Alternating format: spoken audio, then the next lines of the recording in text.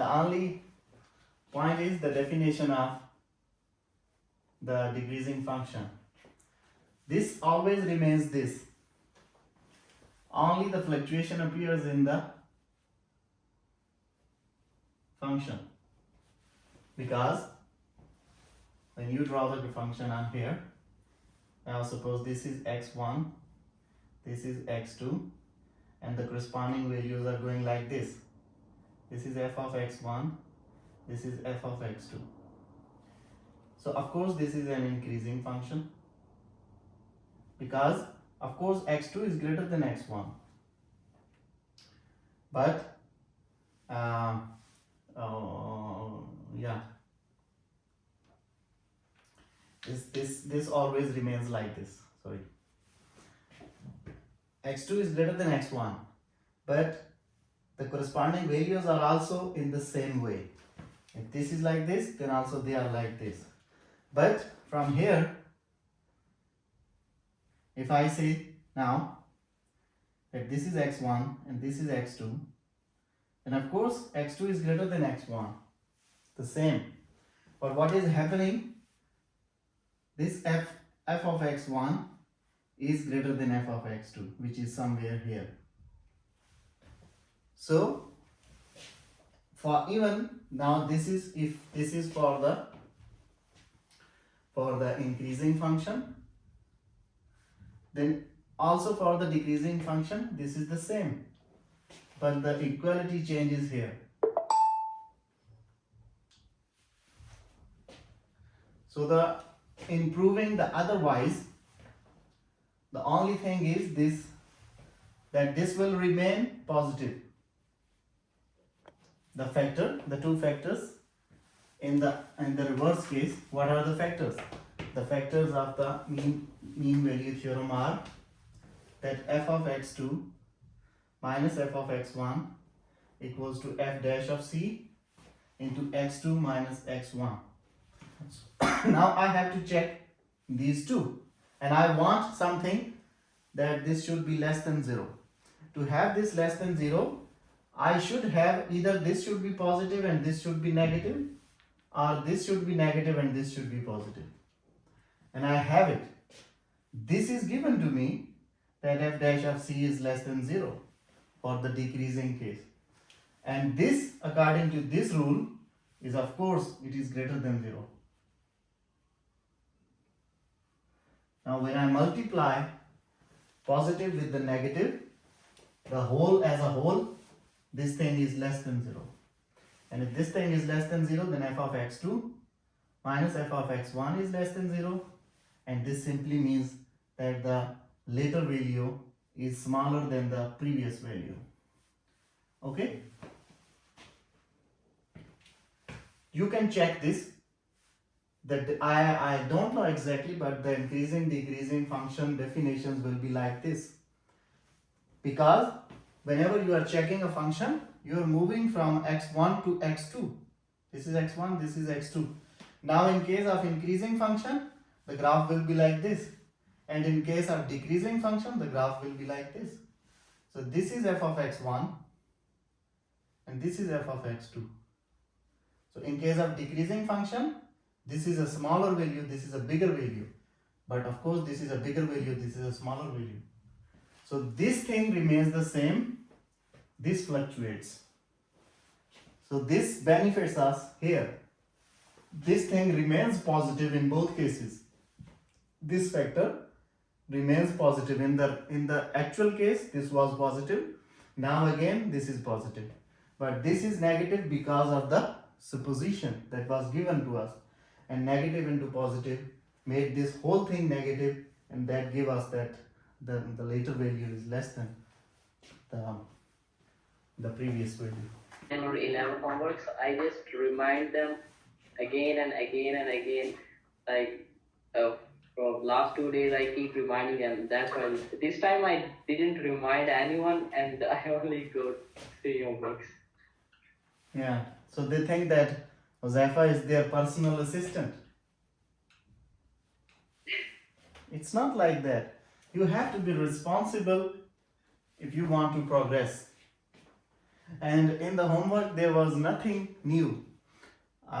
Like half of the homework was just a repetition of the lecture notes. You were supposed to prove some theorems, which I already did, and you have the pages, Yeah. just copy and paste.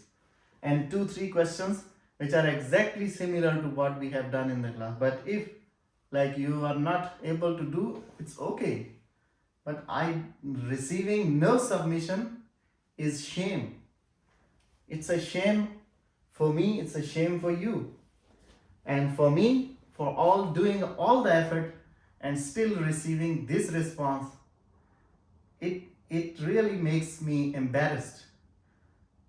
Really, I don't care. You believe me, if I fail all of you, the university will give me the same salary. Don't push me to the point that I fail all of you. It's your responsibility. Don't think like that you will do the final exam and you will pass it. Believe me, you are not going to make it. If you appear only in the final exam, whether you get 100% of there and you get 60 marks, I'll fail you and nobody can challenge me. Because I write there that they did not give any progress, any participation in the class. So don't think there are some students, they always believe that okay, we can take the final exam and we can pass it, we will get the 60 marks. No. First thing, I'll never give 60 marks in the final exam. I'll never make it up to 60. I'll always give it a weightage of 30 or 35. No more than that. The only good thing that you can collect the marks is from the homeworks, from the assignments, from the midterm. If you do not try to grab the marks from there, you will not get any marks, like even the passing marks in the final exam. Don't expect that the final exam will make you out of the trouble. No. So for this function, using the same concept, that the derivative, the positive or negative nature of the derivative, the slope, like this is the positive slope and this is the negative slope. So using this nature of the slope, we have to discuss this function and we have to find the intervals are the points where the function is increasing and where it is decreasing. Using the just previous, before the break, what we were doing, using the same concept, you have to show, discuss this function, that where it is increasing and where it is decreasing. So for that, first of all, I need the derivative of this function. So if this is f of x, then you better know how to find the derivative. The derivative of this function is 12x cubed minus 12 x square minus 24x, right? Okay, so this is the derivative, that's what I need so far, and from this derivative I will see where the function is decreasing and where the function is increasing. Now from this derivative and from this part, what can I do? I have to make some factors. First thing, this thing is the derivative of the actual function, which was like this, and I will check the behavior. I do not want to draw the function by using the values. I just want to see the behavior of the function using the derivative. So I'm looking at the function from the derivative. I'm looking at the function f from the derivative. I have now derivative, and if I put this equal to 0, then this factor, then this whole thing, when I put it equal to 0, it gives me the critical point. If whole thing makes 0, it means separately 12 is not 0, x is 0, one critical point, x is 2, another critical point, x is minus 1, another critical point. So these are the three critical points when I put the derivative equal to 0, and you already know this process. So these are the points where whatever the function is, the function will be disturbing at these points, these 3 points.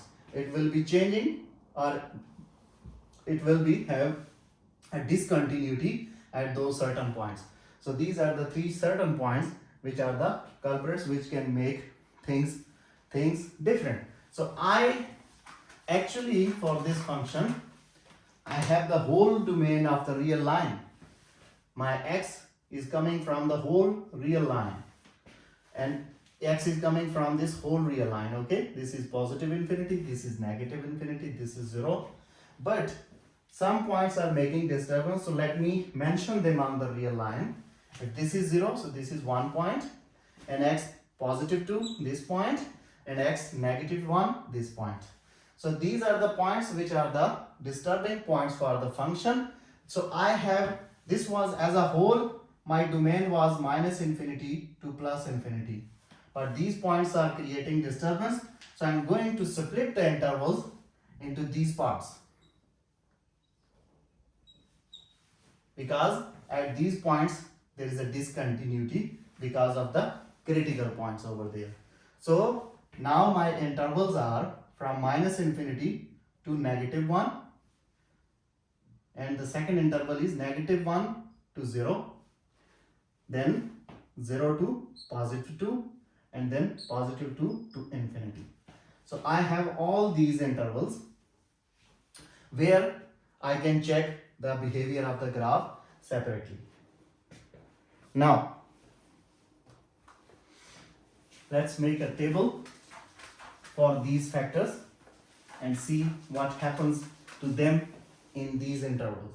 Why I've split these intervals? Because the points, the ending points are creating disturbance. So I cannot directly move from negative infinity to positive infinity. In between, these are the hurdles. So I have to split and jump from the hurdles one by one. So you can see, you can relate it with the race that these are the hurdles. If you are racing, these are the hurdles and you have to jump from them. So these are the jumping, these are the discontinuities where you have to skip. So you are skipping these points, and that's why I separated the whole domain into this part of the domain. Now let's make a table and see what happens to the derivative at these intervals. Now this column belongs to the intervals, and first factor I am writing here, second factor was x minus 2, third factor was x plus 1. Now behavior of the f dash and the behavior of the function. I have all these factors. First I will see the behavior of the f dash on the intervals, and from that behavior of the f dash I will determine the behavior of the function, whether it is increasing or decreasing. Because I know the definition that if f dash is greater than 0, means f dash is positive, the corresponding function will be increasing. And if f dash is negative, the corresponding function will be decreasing. So I'm just trying to, why I made these columns, I'll tell you why separately. Now look, pick up the first interval. What does this mean? It means whenever x is less than negative 1, right? Means I cannot pick up exactly minus 1. You know this thing, the definitions of these intervals, right? Do you know all these? Yeah. What does this mean? This is an open interval. It means Open interval. open interval means the final points, It's minus gone. 1 and minus infinity, they are not included. One-sided close means the point at this end is included, but this one is not. Similarly, the point at this end is included, this one is not. And it means both the points are included. Why I wrote open intervals? Because minus 1 I have to skip, that is the hurdle, I have to jump from it. I cannot use this Right. point, so it is not included. Okay. Similarly, 0 is the hurdle, 2 is the hurdle, so always I am going to skip them. All where I am only skipping the critical Right. points, I am not going to use them. So now I am talking about this interval. It means I cannot pick up the value x equals to negative 1, but all the values less than negative 1 up to infinity, negative infinity. If I pick up all these values, now wherever you go on this point to here, whatever value you will pick up, it will be something negative. And if you pick up this negative value and put it here instead of x, 12 into negative means the answer will be negative, right? Similarly, the same negative value, put it into this factor, negative x, negative 2, again negative. The answer will be negative. Now, here the only thing which can make it 0, this factor can become equal to 0 if x is negative 1. If any value less than negative 1, the answer will again remain negative. Do you understand this? Do you understand this point? Here, look. X is less than. I'm saying this is negative 1 and this is some plus 1, okay? This is negative 2, negative 3. And the factor is x plus 1. Now, x plus 1, can you see this? Is visible? Yes.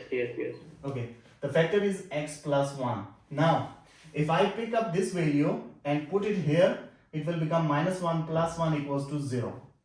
This means it is neither positive neither negative, but I cannot pick up negative 1. I have excluded negative 1, so this option is not available to me for this interval. Now, I can only pick up any value which is on the left of negative 1. For example, the very next number after negative 1 is negative 2. Now, if I put negative 2 here, it becomes negative 1. So whatever value you will, let's suppose you pick up negative 1.1 and you put it here, negative 1.1 plus 1, it will become negative 0.1.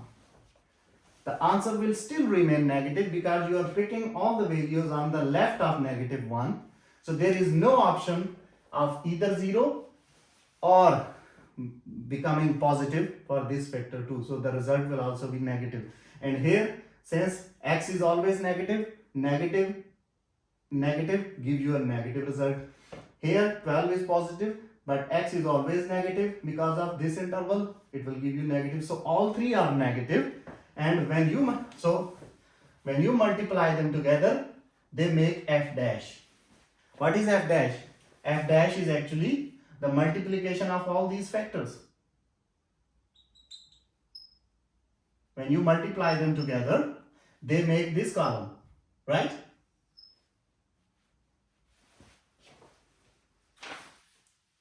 Zephyr, right?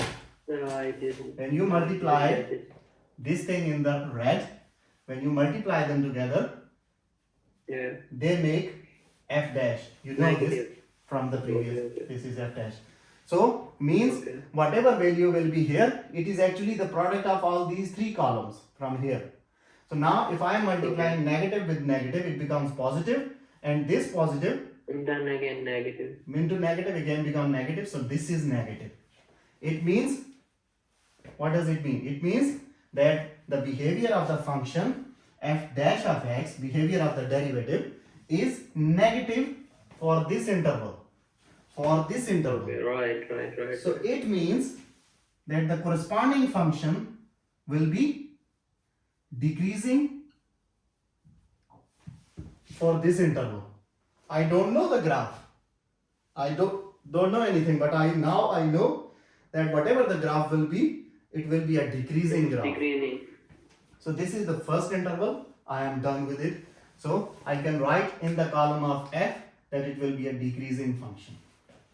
Now go to the second interval. The second interval is this one. And this interval means when your x is greater than negative 1 but less than 0. Means in between these 2 points. Greater than negative 1 and less than 0. So x is fluctuating between them. Now, again, still, whether it is greater than negative 1, but it is still less than 0. So it means the values will still be negative. All the values, whatever you pick up, because you cannot pick up this one and you cannot pick up 0. You are not allowed to pick up 0 because of the critical point. So you cannot choose 0 you cannot choose -1, but in between, say minus Still 0.9, negative. minus 0.8, minus 0.1, any values amongst these. You can pick up any values. Now, whenever you will pick up, they will have a negative sign. A negative value into 12 will give you a negative. A negative value minus 2, but this negative value is in between 0 and 1, and it is less than minus 2.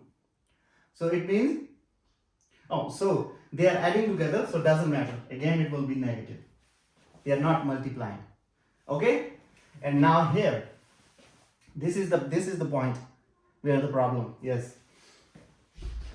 The values are these, and you have these values for this x, and you have to add 1, but these values are less than -1. So let's suppose if you pick up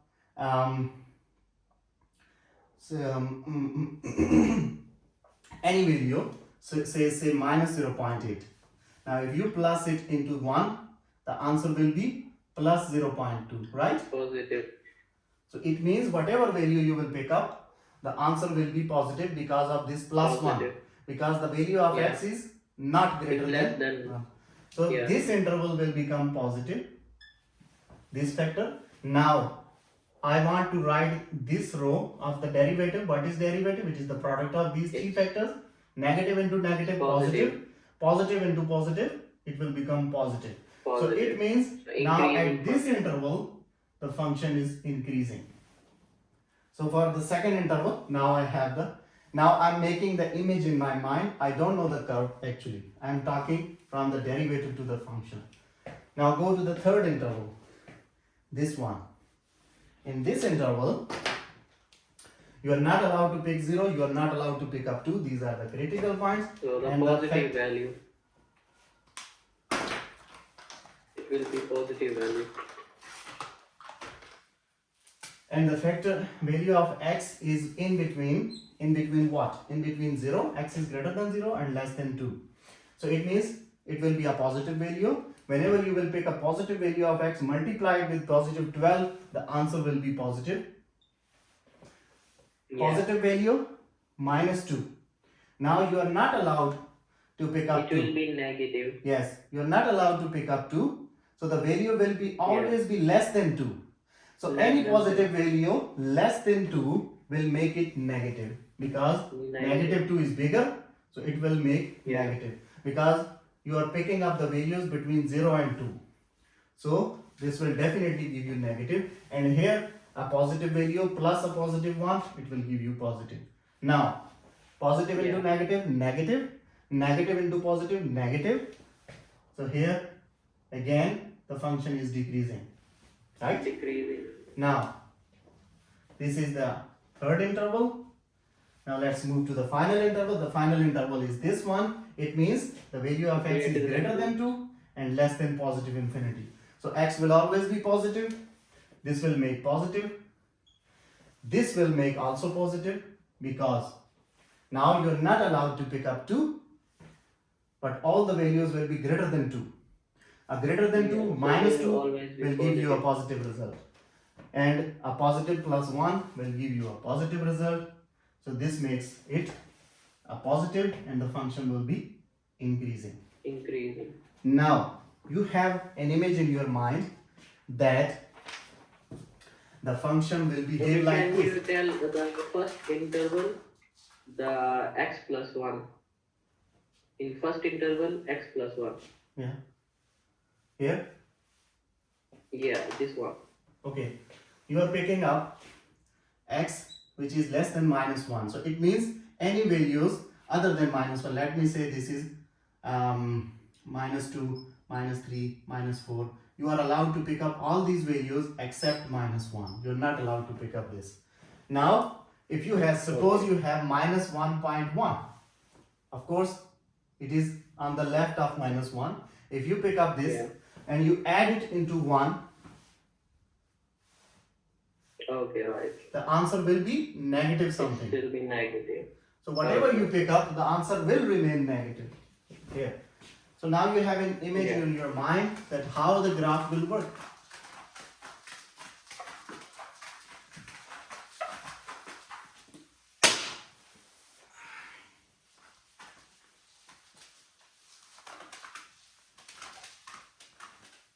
and the intervals are like this. This was positive infinity, this was negative infinity, this is 0, and my intervals were, if this is -1, then these were the points, okay, and we have then +2, yes, -1 0 +2. So what does it say? For this interval, this portion, he says It's the decreasing. graph is decreasing. So let me start anywhere and go to there. So for this interval, graph will be like this. I'm not sure the graph will be, but I'm just trying to increase, decrease, create the image according to this. Now the second graph interval between -1 and 0, Decreasing. it is increasing. So it means here it will change the direction. Something like this. I don't know where it goes, but I'm just trying to sketch. Now the third interval from 0 to 2, again decreasing, so it means it will again change the direction. Let's suppose it comes here up to 2, and it's increasing from this point also. So the graph, the shape of the graph will be like this, but the Yeah. actual values can be different, but the shape of the graph will be Yeah. a kind of a W. Now go back to the original function f of x and try to plot this function for these values.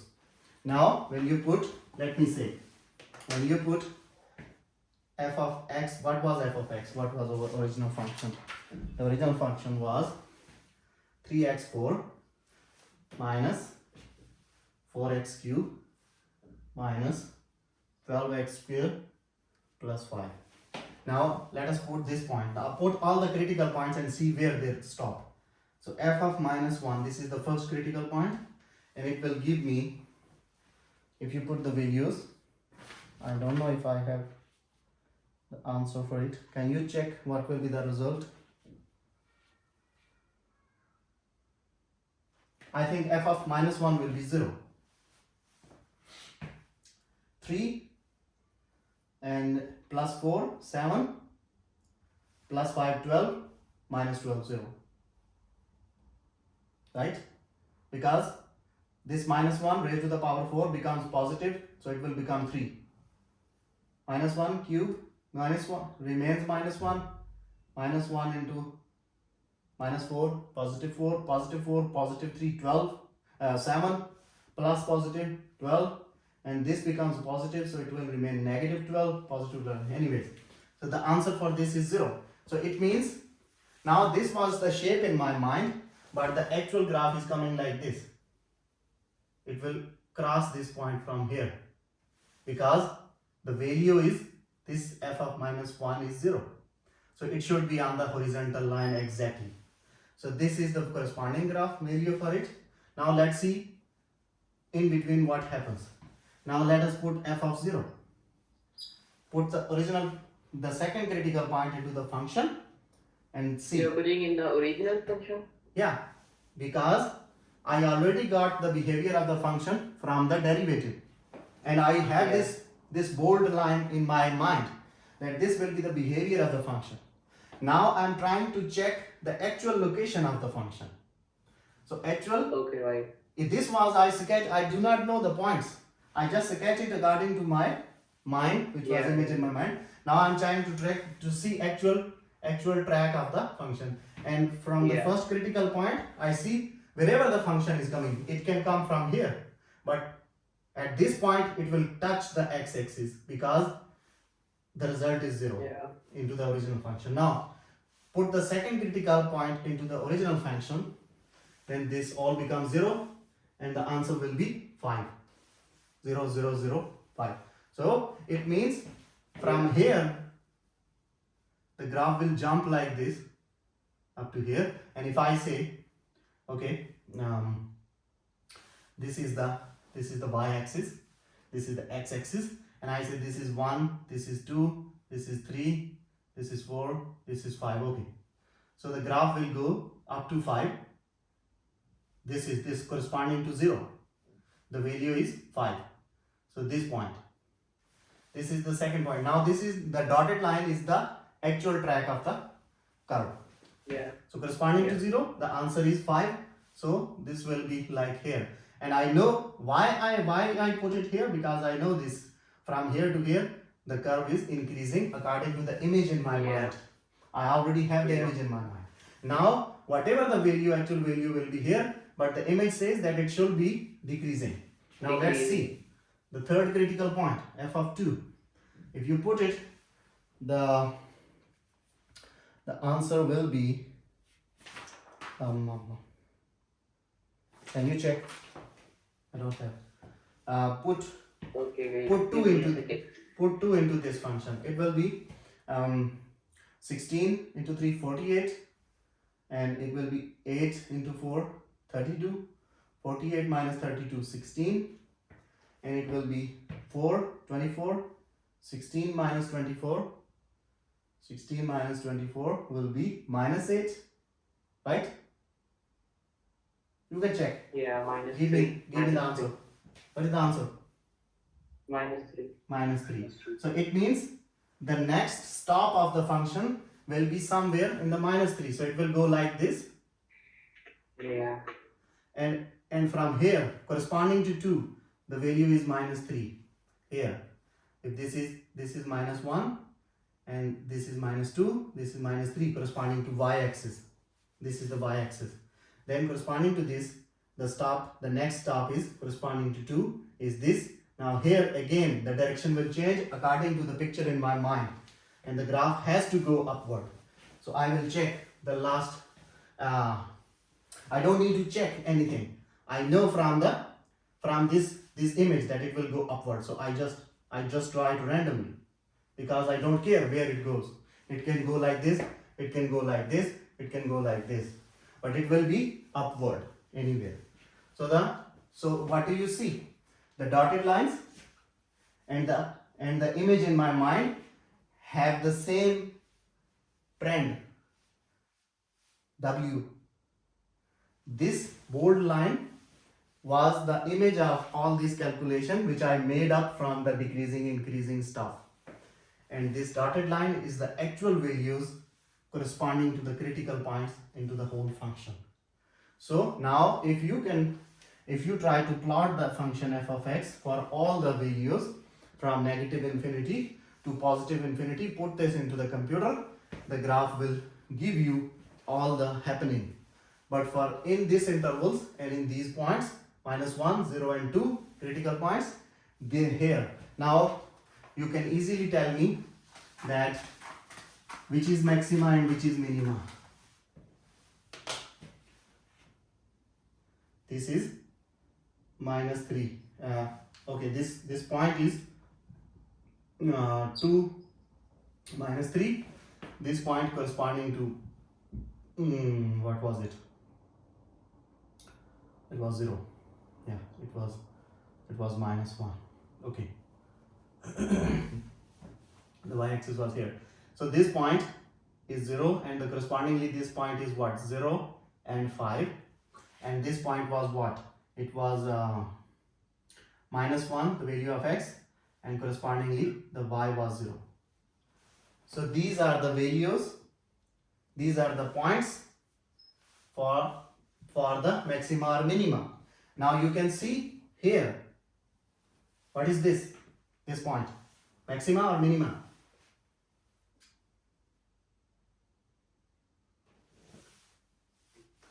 What is this point? Can you hear me? What is this point? Minima or maxima?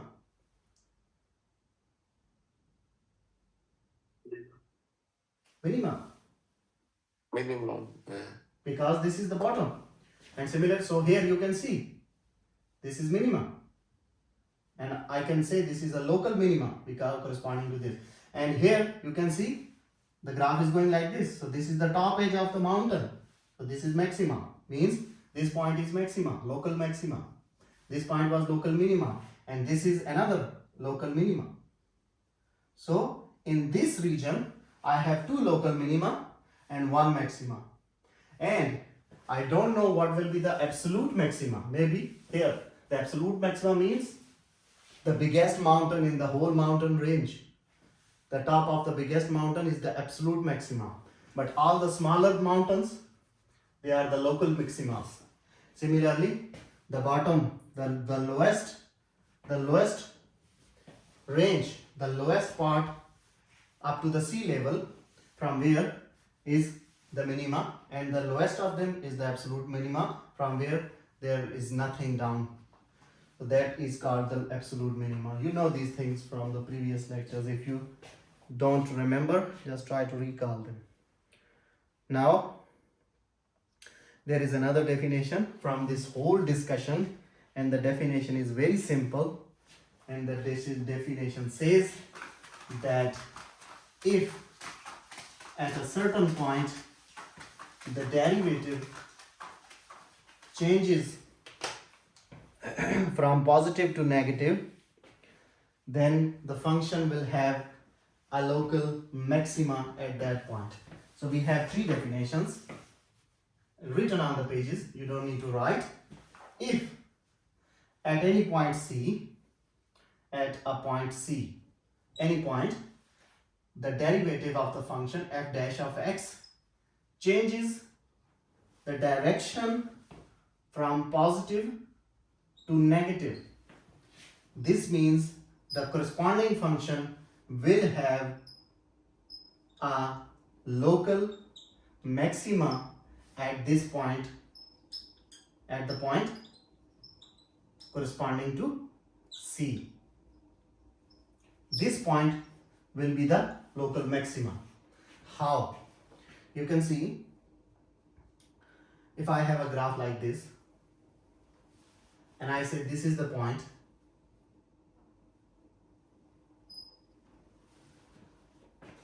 and this point, this everywhere, what are these? These are the derivative. And I told you that the slope here is going positive. And at certain point, the slope becomes 0. And from this point onwards, the slope becomes, f dash becomes negative. Here it was positive, and at this point, the slope has changed its direction. Then, the point corresponding to this, if this is the x-axis and this point is coming because of this point on the x-axis, then this point, what is this?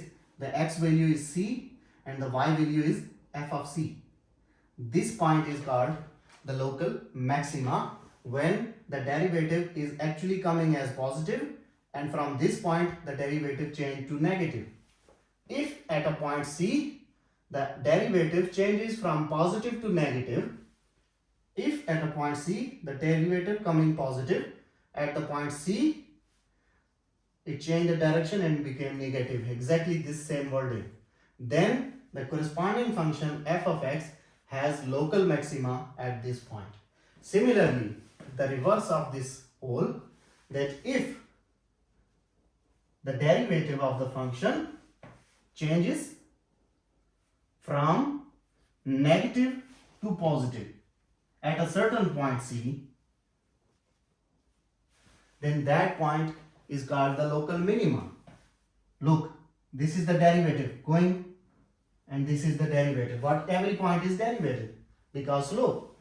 Now you see the derivative is decreasing, negative. You know that when something is going downward, it is negative. So actually the derivative is coming negative at a certain point. This point corresponding to the x-axis, if this was C, at this point the derivative becomes 0 according to the mean value theorem, and from this point onward the derivative has changed its direction and it becomes positive. So actually the derivative was coming negative. At this point the derivative has changed its direction to positive. If f dash of x changes from negative to positive at a certain point C, then this point is called the local minima of the function.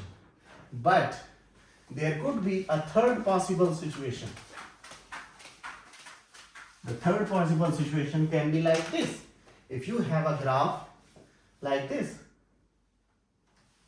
you can have a graph like this, and you are saying that this is the critical point. These are all the critical points. When the derivative becomes 0, you know this. Why we put, to find the critical points, why we put derivative equal to 0? Because at the critical points, the derivative becomes 0. Because there is no slope. Why we put derivative equal to 0?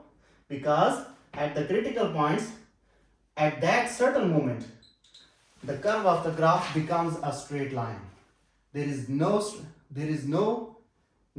decrease or increase, there is no slope, and it simply behaves at that certain point C as a constant line, just like the constant function. It behaves like this. So at that point, the derivative of the function is 0. That is why we say that when we want to find the critical points, we put the derivative equal to 0 so that we can see which are the points where the derivative of the function becomes 0.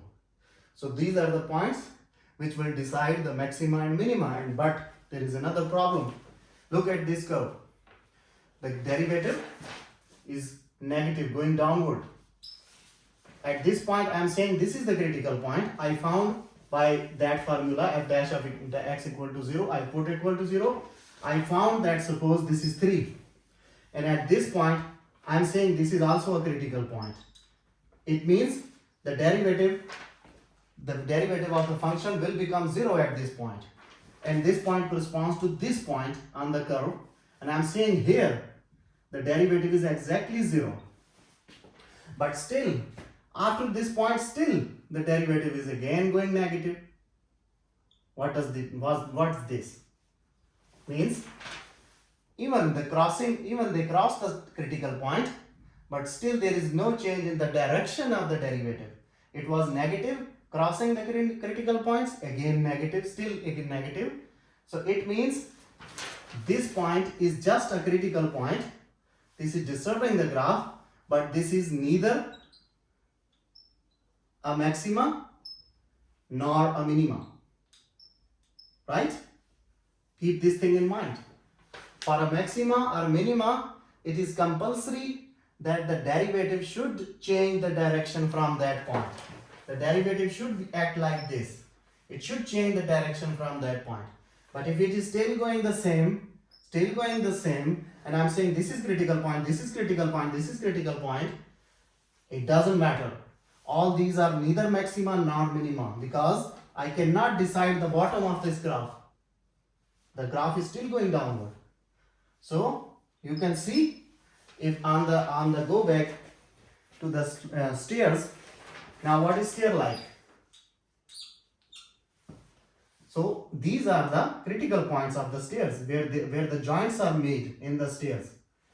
If you look at the stairs, if this is the stair of your house, if you are going to the roof, now you can see these are the joints where the tiles are connected, and these are called the critical points. These are the discrepancies. These are the disturbing points, because at these points you have to connect a new tile. So actually, if this was one function, just look into two steps of the stair. If this is one function and you are connecting this function with another function at this joint, then if you are assuming that this was the whole function from here A to here, if you are saying this is a whole function, then it means this function has a discontinuity at this point C. If this is a whole function. If they are separate function, then no problem. This is one function, this is another function, and I have just connected them. Fine. But I am saying no, it was actually one function, but I just made a discontinuity here. Then as a whole, if this is my one function f of x, then it has a discontinuity at this point, which is called the joint of the stair. So every joint of the stair, if as a whole I am saying the stair is one function from bottom to the top, if it is one function f of x, then every joint is actually the critical point of this function, the critical point of the stair. So the same is happening here. Now look at this. Although there are many critical points, but still the slope is downward. So it means none of them is maxima, none of them is minima. This could have been possible if this is the stair and at this point the stair begin like this. So you were going downward and from here you started going upward. Now this location will give you the information of minima, because at this point when you were going downward, at this point you started going upward. So if you have two opposite stairs connected together, then you can talk about the minima and you can say that yes, this one is the critical point, the joint of the two stairs, the joint between the two stairs. This is the critical point where Josefa changed its direction from going downward to the going upward. So actually from one roof of the house, he is going to the neighbor's roof. They are connected together with two stairs. This is one house, this is other house, they are connected like this. So you just have crossed the boundary. Okay. You just have crossed the boundary and now you are violating the rules. So this critical point was crucial. These were okay, these were belong to you and they are not defining any maxima or minima. But when you cross the boundary, you change the direction, this is the problem and this is called the maxima or minima. Here it is minima. If you reverse it oppositely, then it will become maxima. So only that point where the derivative will change the direction, we'll talk about the maxima or minima. If the derivative is not changing the direction, all those critical points where the derivative is not changing the direction is only a critical point, but it has nothing to do with the maxima or minima. Right?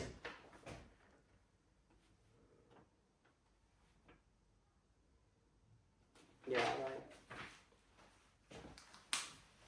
You don't have to try to go to the neighbors. They will kill you.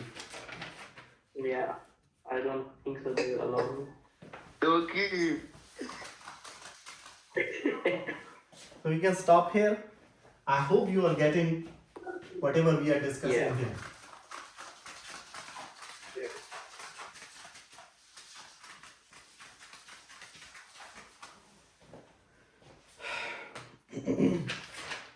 I meant for anyone. Is it going okay? Explanation is fine? Yeah, it's good. Okay. Then see you tomorrow evening. Take care. Yes, sure. See you. Take care. Okay, bye.